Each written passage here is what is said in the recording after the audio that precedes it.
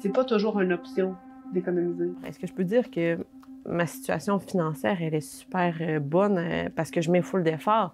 Non. La meilleure façon de devenir millionnaire, c'était d'hériter. Autrement dit, de ne pas travailler puis d'avoir un gros mangot à la banque. S'il y a personne qui prend soin des enfants, la société ne marche pas, là. Moi, par exemple, je suis un papa célibataire. C'est pas au gouvernement ou à quelqu'un de me rémunérer pour faire ça.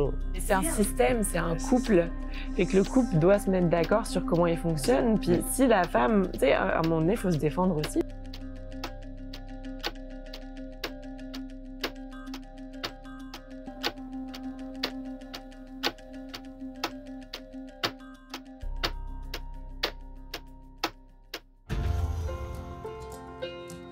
On pourrait faire un bout au-dessus de la haine, le plus audacieux des ponts.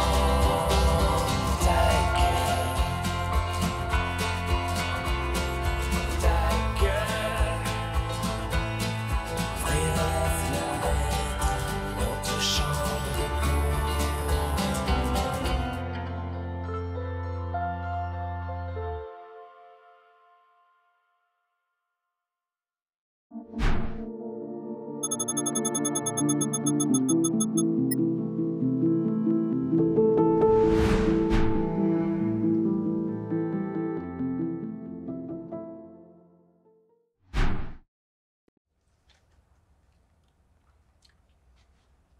Moi, je pense qu'on vit dans un contexte économique qui est très fragile. Je pense que c'est vraiment important de matérialiser l'argent qu'on a, de faire des investissements qui sont physiques, quelque chose qu'on peut utiliser pour de vrai, là, parce que de l'argent, tu sais, c'est un numéro dans un ordinateur pour le moment, là. Puis comme là, tu l'épargnes tout, puis demain, il y a une crise économique, puis le gouvernement, il décide que tu n'as plus d'argent dans la banque. Ma famille vient du Liban, là, comme c'est littéralement arrivé la semaine passée, genre.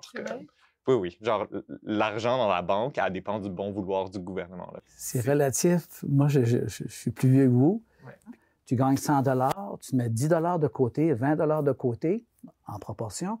Tu arrives à l'âge de la retraite avec un certain confort, une certaine sécurité. Moi, c'est ce qui m'est arrivé. Puis forcément, je peux en bénéficier. Ça fait 7 ans maintenant que j'ai arrêté de travailler. Je fais pratiquement ce que je veux, quand je veux le faire. Mais parce qu'à 20 ans, 30 ans, 40 ans, j'ai travaillé aussi, mais en faisant un peu attention. Quand tu as 20 ans ou 25 ans ou 30 ans, l'actif qui est en avant de toi, le temps, donc tu peux essayer de voir si tu es sur ton X, essayer de faire quelque chose qui va te rendre heureux à tous les 15 jours, à tous les mois. Puis on ne travaille pas strictement pour l'argent, il faut travailler avec une attitude positive. Moi, Dieu merci, j'ai pu identifier ça assez jeune dans le domaine technique, puis j'ai fait toute ma vie là-dedans et j'en fais encore un peu. C'est pour ça que cet actif-là t'appartient, c'est le temps. Puis le temps, il ne revient pas malheureusement. Moi, je dépensais. Là. Moi, j'avais pas d'argent de côté, rien du tout. Puis j'ai rencontré une amie, puis elle m'a appris tellement. Puis de commencer à épargner, c'est aujourd'hui, puis c'est vrai quand ils disent, c'est aujourd'hui, c'est pas demain, qu'il te faut un minimum de coussins parce que tu peux te virer de bord, peut-être, là, comme je peux dire, là, dans le sens où, t'as un stress de moins, un méchant gros stress de moins aussi, que je la remercie beaucoup, puis là, je vois mon REER, je veux dire, j'ai vraiment pas beaucoup, mais j'ai vu l'accumulation, puis je la remercie beaucoup. Si tu prends une feuille, t'écris tout ce que tu dépenses, puis t'écris tout ce que tu avais besoin là-dedans, tu dis, épelaille, un instant, là, je peux économiser beaucoup plus que je pense, puis j'ai beaucoup plus d'argent que je pense, finalement, au bout de la semaine. Là, j'ai décidé d'essayer d'économiser le maximum. C'est sûr qu'il faut toujours aussi un équilibre. Si tu te lances dans un ou l'autre, tu vas être malheureux. J'ai pas eu une éducation financière, je l'ai faite toute seule. Je me suis vraiment appris à essayer d'économiser le plus possible. C'est sûr que parcours de vie assez atypique, là. Quand tu pars de rien, quand tu pars de 17 ans, t'as ton premier enfant, t'as pas de secondaire 4, c'est sûr que, sérieusement, le rapport avec l'argent, t'en as pas, là. Fait qu'il faut que tu fasses ton propre rapport, puis en tant qu'être humain, tu veux toujours plus, nécessairement. Fait que t'upgrades. Tu dis, OK, ben la première année de mon garçon, je suis restée à la maison sur l'aide sociale. C'est super tabou, l'aide sociale. Mais ça m'a permis de rester 1 an à la maison, puis après ça, d'avoir une garderie pour mon garçon, puis d'avoir la chance de retourner faire mon secondaire 4 et 5 en même temps dans une année scolaire pour après ça aller faire un DEC. Dépenser selon ton budget, selon ton rythme de vie, puis selon aussi ce que tu es capable. Parce qu'il y en a beaucoup qu'on le voit, surtout avec les taux variables, qui dépensent trop. Puis avec les taux d'intérêt qui ont monté, ben ils sont à côté. Ils étaient déjà à côté à la gorge, puis là, ils sont encore plus à côté à la gorge, puis on le voit sur Marketplace, etc. Il y a énormément de stocks en vente. Finalement, c'est une question d'équilibre entre se faire plaisir puis épargner suffisamment. Parce que si on est d'un bord ou de l'autre, on va vivre soit du stress, soit de la frustration. Parce que j'ai été rentrée dans un peu la tendance simplicité volontaire. J'avais pas de voiture, j'en ai acheté une juste il y a 2 ans. Avant, j'étais à vélo. Les vélos, je les rapiéçais. J'achetais jamais neuf. Donc, à un moment donné, il a fallu que j'apprenne à me dire aujourd'hui, je vais me faire plaisir et je vais acheter un truc que j'ai envie, puis j'ai le droit. En individualisant la responsabilité de dépenser ou pas, mais comme on crée nécessairement des hiérarchies morales, mettons, entre les personnes qui économisent parce qu'elles sont plus prévoyantes, machin, donc les personnes qui peuvent économiser, et les personnes qui ne peuvent pas économiser, de qui la misère va être la responsabilité, tu sais, parce que comme, si tu avais économisé, tu n'aurais donc pas été dans le trouble, mais... C'est pas toujours une option d'économiser. Non, vraiment pas.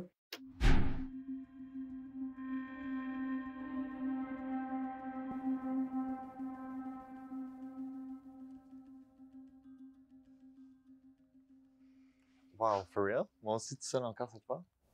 Non, t'es pas tout seul à avoir une opinion mitigée. Ah.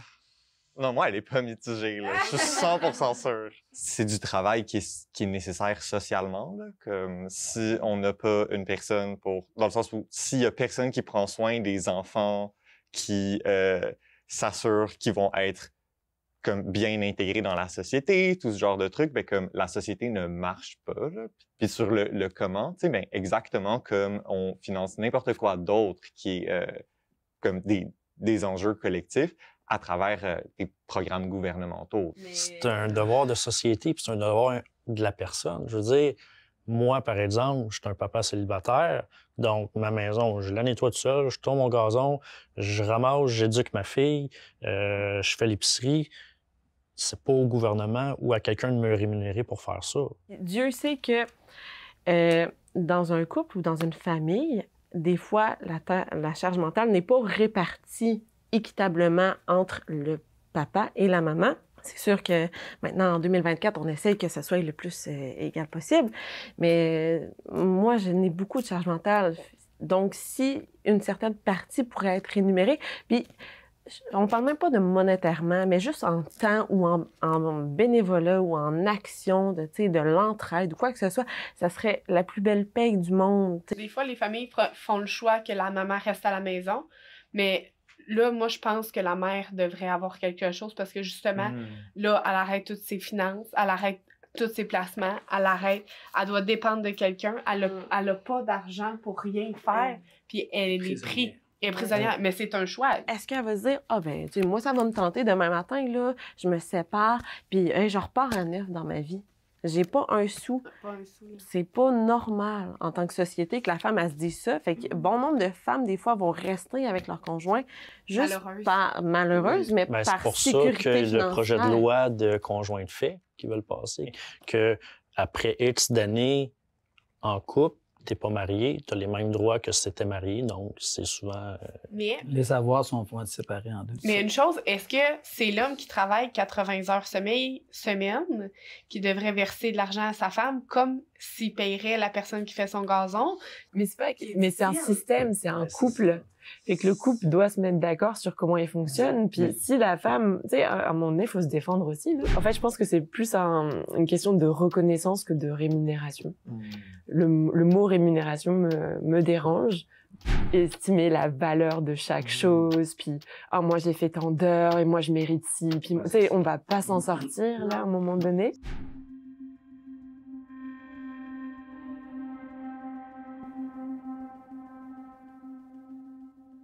que c'est très radical comme énoncé. J'avais écouté une étude, c'était en France. Ils avaient défini que c'était devenu très difficile de s'enrichir grâce à son travail, et c'était surtout grâce à l'héritage que les gens étaient capables de s'en sortir. On se rend vite compte que on finit par jouer dans un jeu de Monopoly qui est complètement truqué. Donc il y a les personnes qui vont partir avec une pile de cash, puis il y a ceux qui vont partir avec juste pas beaucoup, quoi. Donc il y a peut-être moyen de faire quelque chose, mais quoi? Ouais, je sais pas. Irrité à la mort d'une grosse somme d'argent, j'ai un bémol là-dessus parce que là, dans différents livres qu'on peut lire, c'était la meilleure façon de devenir millionnaire, c'était d'hériter. Autrement dit, de ne pas travailler puis d'avoir un gros magot à la banque. Ça détruit l'estime de soi. Si tu dépenses de l'argent que tu n'as pas gagné à ce moment-là, c'est pas très valorisant. C'est plus facile à dépenser de Très l'argent que tu facile, n'as tu pas connais gagné. pas la valeur. Ben non. Bien souvent, l'argent, c'est source de disputes. Puis sur un lit de mort, ce n'est pas le temps de se disputer de « Oh, moi, je vais avoir combien de pourcents d'héritage ou quoi que ce soit. » Fait que si, admettons, on parle de juste abolir le montant, là... Au décès. Au décès. Puis, admettons, si on pouvait la répartir dans des organismes communautaires ou quoi que ce soit, ou tu sais, ou peut-être pas la totalité de ce montant-là, mais une partie, au moins 50%, pour qu'il y ait des organismes qui, justement, aident tout le monde. Je sais que c'est un peu très intense comme manière, parce qu'on se dit, hey, l'héritage, il faut que ça me revienne nécessairement de droit, mais t'es qui pour dire ça? C'est Ça pas brise ton des argent, familles. c'est pas ton argent, c'est l'argent de quelqu'un d'autre. Ben, c'est pour ça que tu as des testaments. Tu as travaillé toute ta vie pour accumuler ça. Fait que c'est important pour moi de choisir parce que c'est tes dernières volontés, puis c'est ce que tu crois, ce que tu veux. Mais sinon, que tous tes avoirs s'en vont à quelque part, puis après ça, c'est redistribué, ça n'a pas sa place. Pas pour ça.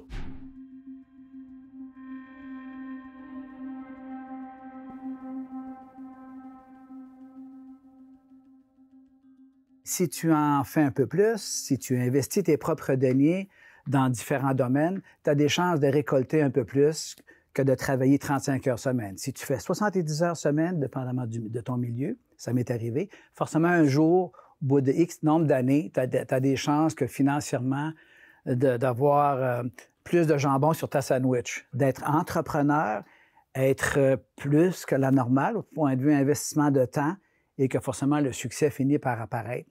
C'est pas donné à tout le monde d'être entrepreneur, mais forcément les chiffres sont là aussi pour démontrer que l'effort et le travail vont ensemble. Je suis éducatrice, je fais 31h45 par semaine, outre mon entreprise et quoi que ce soit.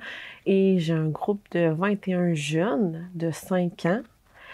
Je mets beaucoup d'efforts. Est-ce que je peux dire que ma situation financière, elle est super bonne parce que je mets full d'efforts? Non. Tu peux pas investir 40 heures semaine, 50 heures semaine, 60 heures semaine, puis au bout d'un an, dire « je suis aisé financièrement ». C'est pas... La vraie Non, vie, c'est sur ça. 10 ans, sur 15 ans, Oui. sur 20 ans. De dire « OK, gardons ». Il finit par en rester un peu, mais si le découragement s'installe au fur et à mesure que tu vas progresser dans ton entreprise, c'est parce que tu n'es pas sur ton X, tu n'es pas à la bonne place, tu n'es pas dans Non, la bonne c'est ça. entreprise. Tu es dans le domaine de l'éducation. Que forcément... C'est sûr qu'il faut distinguer les milieux, là. Oui, Parce qu'il y a privé. il y a privé, il y a public, puis il y a l'économie sociale aussi. Puis là, moi, je suis quelqu'un qui se donne à 100 000 %. J'ai étudié fort, fort, fort, dès le début, toutes mes études. Puis quand je suis arrivée, j'ai choisi d'aller où c'était plus de l'économie sociale. Peut-être qu'il y avait moins d'argent. Je me donnais tout autant à 210 %. Mais là, je me faisais exploiter parce qu'il n'y avait pas l'argent pour me rémunérer plus. C'est pas qu'ils voulaient pas. Dans le domaine privé, tu n'as pas cette contrainte-là. Mais c'est ça l'affaire, c'est que moi, j'ai été élevée avec des valeurs de gauche. Mettons, comment est-ce qu'on mesure l'effort? Moi, l'effort, je le vois. Si tu demandes, si tu fais juste ce qui est demandé, tu fais ton effort normal de travail. Tandis que si tu en fais plus ce qui est demandé, pour X raisons, ben, tu mets encore plus d'efforts. Fait que les efforts, c'est le rendement. En général, oui. Par exemple, là, moi, je fais de l'insomnie depuis que j'ai 14 ans. Puis, faut quand même que je fasse mes journées. Faut quand même que je fasse 8 heures. Faut quand même que je sois là puis que je sois pas désagréable. Est-ce que je fais plus d'efforts que la personne qui a exactement le même rendement que moi, mais qui a des nuits de sommeil adéquates? Moi, je trouve que tu fais des efforts. Ouais. Tu les fais à ta juste valeur, puis à ce que tu peux donner aussi en tant qu'individu parce que tu as une contrainte de santé. C'est sûr que si tu te présentes, toi, avec la condition que tu as, puis il y a quelqu'un d'autre en super top santé, je peux pas te garantir que tu vas avoir l'emploi parce que le rendement, il va falloir qu'il aille le chercher. Oui, puis Ça par peut être contre... la discrimination Ben, c'est aussi. ça, j'allais Ça dire. peut être la discrimination envers. Exactement. Il y a des lois Ouais, qui ok. les Exactement. protègent. Mais c'est vraiment difficile de Oui, faire c'est appliquer difficile. ces lois-là. là. Ça, on le sait. Je veux dire on que, est conscient, je pense. Genre, si tu es une femme, il va falloir que tu fasses plus d'efforts pour obtenir le même salaire Ben oui, ou mais pour ça, on obtenir est les mêmes conscient. conditions de travail. Donc, la quantité d'efforts qu'on met ne change pas le outcome qu'on a. Là. Un psychologue social que j'apprécie beaucoup qui s'appelle Paul Piff. Il a fait une étude où on voit des gens jouer au Monopoly et des gens qui commencent avec beaucoup d'argent et des gens qui commencent avec pas beaucoup d'argent. Et à la fin du jeu, les gens qui gagnent, donc ceux qui ont commencé avec beaucoup d'argent, s'attribuent beaucoup le mérite de leur succès. Alors que finalement, on voit bien que l'étude démontre que à la base, on part pas tous du même endroit et qu'il y a pas de corrélation. Enfin, il y a pas une si grande corrélation en fait entre le mérite et le succès. Le statut socio-économique, c'est la situation financière et la position sociale d'une personne comparée à celle d'autres personnes. Il est influencé par divers facteurs comme le revenu, le niveau d'éducation, la profession et le statut social, et ça détermine le niveau d'accès aux opportunités et aux ressources. Un revenu élevé, par exemple, permet d'avoir une éducation de qualité, des soins de santé et un style de vie confortable, alors qu'à l'inverse, un revenu inférieur peut ne pas permettre de subvenir à certains besoins fondamentaux. Le statut socio-économique, c'est déterminé par le milieu dont nous sommes issus, les privilèges auxquels nous avons accès et les choix que nous faisons. La position sociale est souvent invisible pour ceux qui la possèdent parce qu'elle est profondément ancrée dans les structures et les normes sociétales. Afin de remédier aux disparités socio-économiques et de travailler à la création d'une société plus équitable, plusieurs pistes de stratégie existent. L'accès pour tous et toutes à une éducation de qualité et à des opportunités d'emploi, l'égalité en matière de logement et de soins de santé, l'éducation financière et la mobilisation des instances politiques. Je suis confrontée au fait que voilà, j'habite dans un appartement, j'ai pas accès à la propriété. Et on dirait qu'avoir accès à la propriété, c'est comme une réussite.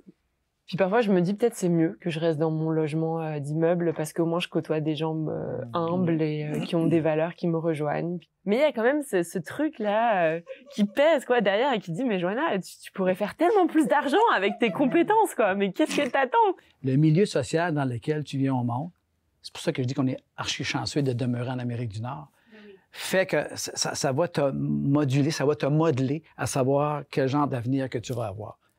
Nos situations financières, elles existent seulement en comparaison à la situation financière des autres. T'sais. Moi, quand j'ai commencé à travailler, j'étais dans un dépanneur. Puis, moi, j'ai adoré ça. C'est sûr que là, c'est salaire minimum. Puis, à un moment donné, tu fais des choix. Mais moi, j'ai toujours dit, j'aimerais ça retourner travailler dans un dépanneur. J'ai adoré ça, là, vraiment. Mais il faut arrêter de gêner de sa finance.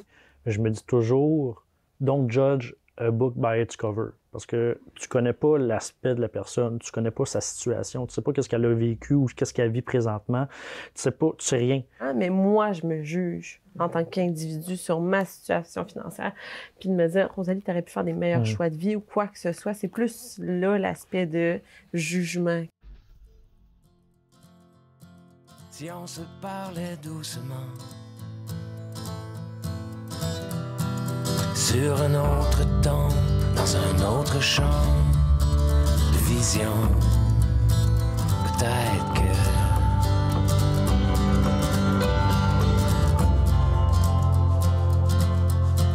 si on se croisait plus souvent entre les pôles d'un autre camp, d'une autre chambre d'écho.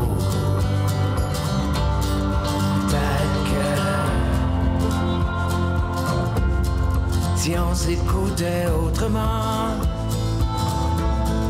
sans les réponses de notre temps et sans défendre nos défauts, peut-être on serait fiers de nous. On pourrait faire un bout déçu de la haine.